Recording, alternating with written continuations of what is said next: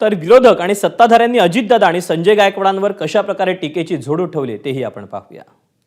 अशा प्रकारे महाराष्ट्राचं राजकारण कधीच नव्हतं। संजय गायकवाड यांनी जे वक्तव्य केले अत्यंत चुकीचं आहे, त्याचा मी निषेध करतो।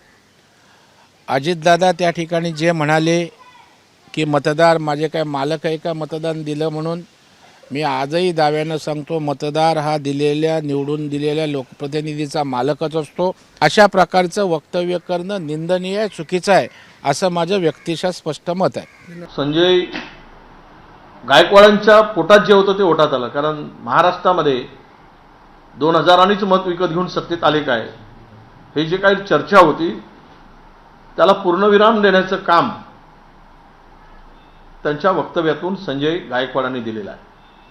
आणि म्हणून त्यांना 2000 रुपये देऊन मत घेतल्याचं दुःख असेल म्हणून तो मतदारांना वेशा म्हणतो। मग काय संजय गायकवाड मर्द आहेत काय? खरं तर आम्ही सेवकाच्या भूमिकेत असलं पाहिजे आणि त्यामुळे मतदाराबद्दल त्यांनी काय भूमिका मांडली याबद्दल मला बोलायचं नाही, पण माझी मात्र भूमिका आहे की मतदार सर्वोपरी आहे, आमच्या जनताही सर्वोपरी आमच्याकरता आहे आणि जनतेला नतमस्तक होऊनच आम्ही या ठिकाणी काम करतो।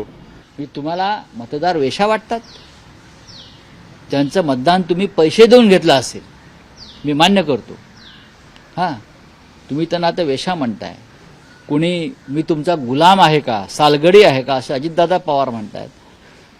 हे कसलं फ्रस्ट्रेशन तुम्हाला आलंय हे समजून घेऊ द्या या राज्यात। एबीपी माझा, उघडा डोळे बघा नीट।